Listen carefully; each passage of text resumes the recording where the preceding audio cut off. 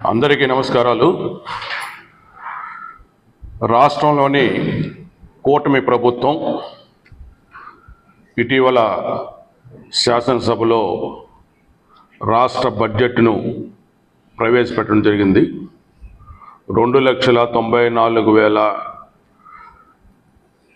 కోట్ల పైగా రూపాయలతో బడ్జెట్ను ప్రవేశపెట్టాం. ఈ బడ్జెట్లో అభివృద్ధికి సంక్షేమానికి సమాన ప్రాధాన్యత ఇవ్వడం జరిగింది.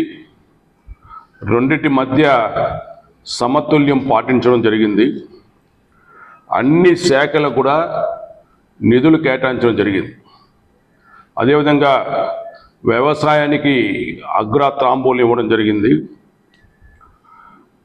అమరావతికి నిర్మాణానికి, అదేవిధంగా పోలవరం నిర్మాణానికి, ప్రాజెక్టు నిర్మాణం కూడా సముచిత స్థాయిలో నిధులు కేటాయించడం జరిగింది. సూపర్ 6 పథకాల అమలు కూడా అవకాశం కల్పిస్తూ నిధులు ఇవ్వడం జరిగింది. అయితే వైకాపా నాయకులు పనిగట్టుకొని బడ్జెట్ పైన కూడా తప్పుడు విమర్శలు చేస్తున్నారు. ఏదో బడ్జెట్ పైన మేము విమర్శలు చేయాలి కాబట్టి చేశామని చెప్పే విధంగా విమర్శలు చేయడం జరిగింది. అసలు అసెంబ్లీకి హాజరు కాని ఎమ్మెల్యేలు, వైకాపా నాయకులు ఒకసారి ఆలోచన చేసుకోవాలి. మీరు అసెంబ్లీకి వెళ్ళినప్పుడు మీకు కానీ మీ పార్టీ నాయకులకు బడ్జెట్ గురించి విమర్శించే అర్హత కానీ హక్కు కానీ ఉందా అని ఒకసారి నేను ప్రశ్నిస్తున్నా. అసెంబ్లీకి వెళ్ళిన వాళ్ళు దయచేసి రాజీనామా పెట్టి ఇళ్ళకి వెళ్ళిపోమని చెప్పి కూడా ఈ సందర్భంగా డిమాండ్ చేస్తున్నాను. అదేవిధంగా నిన్న చిత్తూరులో ఒక సమావేశంలో వైకాపా రాష్ట్ర అధికార ప్రతినిధి శ్రీ బోమన కరుణాకర్ రెడ్డి గారు, అదేవిధంగా ఇంకొంతమంది నాయకులంతా కూడా కూటమి ప్రభుత్వం పైన, గౌరవ చంద్రబాబు నాయుడు గారి పైన కూడా కొన్ని ఆరోపణలు చేశారు. ఈ మధ్యకాలం చూస్తుంటే కూటమి ప్రభుత్వం చేస్తున్నటువంటి అభివృద్ధి సంక్షేమ కార్యక్రమాలు చూసి ఓర్వ లేకుండా ఒక పద్ధతి ప్రకారం పనిగట్టుకొని వైకాపా నాయకులు రోజు ఒక రకమైనటువంటి తప్పుడు ప్రచారాలు చేస్తూ, పూటకొక డ్రామా ఆడుతూ, ఆరోపణల మీద ఆరోపణలు చేస్తూ కాలం వెలిపిస్తున్నారు. నిన్న కొన్ని చేశారు. చంద్రబాబు నాయుడు గారు మోసపూరిత వాగ్దానాలు ఇచ్చి అధికారంలోకి వచ్చాడు. అదేవిధంగా ఇచ్చిన హామీలను అమలు చేయకుండా, దాని మీద శ్రద్ధ పెట్టకుండా వైకాపా కేడర్ను భయభ్రాంతులు చేసి తొక్కేయడం కోసం పోలీసులను ఉపయోగించుకొని తప్పుడు కేసులు పెట్టి జైలు పంపించేస్తున్నారని చెప్పి మొసలి కన్నీరు కాచడం జరిగింది. నేను ఒకటే చెప్తున్నా వైకాపా నాయకులు, చంద్రబాబు నాయుడు గారు ఎప్పుడు కూడా మోసపూరిత వాగ్దానాలు ఇవ్వరు. ఇచ్చిన వాగ్దానాలను అమలు చేసిన చరిత్ర చంద్రబాబు నాయుడు గారిది. మీరు 5 సంవత్సరాల అధికారంలో ఉన్నారు. మీరు ఏ హామీలు ఇచ్చారు, ఇచ్చిన హామీలను ఎప్పుడెప్పుడు ఏ విధంగా అమలు చేశారని చెప్పి ఒకసారి ఆత్మవిమర్శన చేసుకోమని చెప్పి వైకాపా నాయకులకు నేను సూచిస్తున్నా.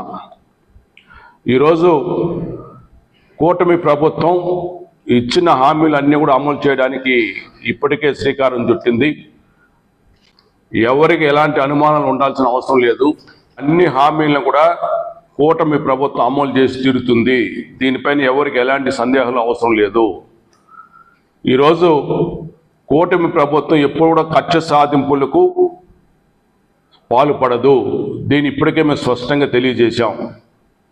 తప్పు చేసిన వారిపైన మాత్రం చర్యలు తప్పదు.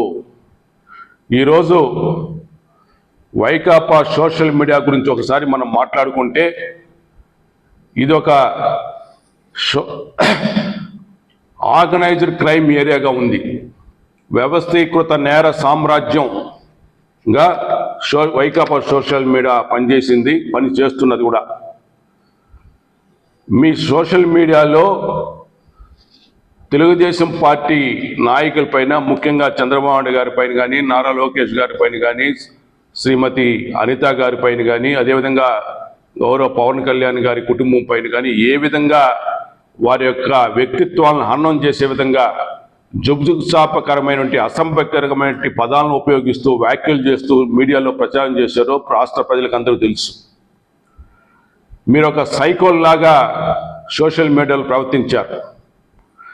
ఈరోజు సోషల్ మీడియాలో వచ్చినటువంటి కథనాల గురించి కానీ, తీసుకున్న చర్యల గురించి మాట్లాడే అర్హత మీకు లేదు.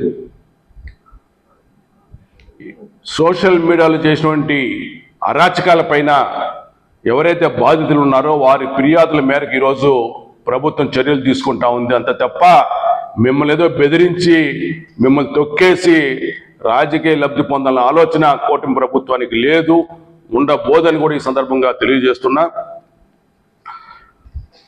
ప్రశ్నించే గొంతుల్ని ఎప్పుడు కూడా కూటమి ప్రభుత్వం నొక్కేది.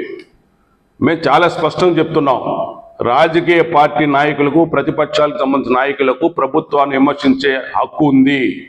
మీరు విమర్శించండి. కూటమి ప్రభుత్వం చేసే తప్పులు ఏదైనా ఉంటే విమర్శించండి, ఎత్తి చూపించండి. దానిపైన ఎప్పుడు చర్యలు ఉండవు, కేసులు పెట్టరు. కేవలం మీ సోషల్ మీడియా ద్వారా వ్యక్తుల యొక్క వ్యక్తిత్వాన్ని హననం చేసే విధంగా, వారిని మానసికంగా ఆందోళన కలిగించే విధంగా తప్పుడు ప్రచారం చేస్తే మాత్రమే చర్యలు తీసుకోబడుతుంది తప్ప, అది కూడా చట్టబద్ధంగా చర్యలు ఉంటాయి తప్ప అక్రమ అరెస్టులు కానీ తప్పుడు కేసులు పెట్టేటువంటి సంస్కృతి కూటమి ప్రభుత్వం ఉండదు. దాన్ని గౌరవ చంద్రబాబు నాయుడు గారు కూడా ప్రోత్సహించిన సందర్భం తెలియజేసుకుంటూ, కేవలం తెలుగుదేశం పార్టీ కూటమి నాయకులపైనే కాదు, ఎవరిపైన కూడా ఎవరైనా ఇలాంటి నేరాలు చేస్తే వ్యక్తిత్వాన్ని హననం చేసే విధంగా అసభ్య పదకారంతో సోషల్ మీడియాలో పోస్టులు పెడితే రాజకీయాలకు అతీతంగా కూడా చర్యలు తీసుకోవడం జరుగుతుంది. వైకాపా నాయకుల పైన ఎవరైనా ఆ విధంగా చేస్తే కూడా చర్యలు తప్పవు. అయితే మీరు ఆ విధంగా ఉన్నప్పుడు ఫిర్యాదులు చేయండి అని చెప్పి సందర్భంగా తెలియజేసుకుంటూ, ఏదేమైనా కూడా మీరు తప్పుడు ప్రచారాలతోనే రాజకీయాలు చేసుకోవాలనుకుంటున్నారు, అది మంచి పద్ధతి కాదు.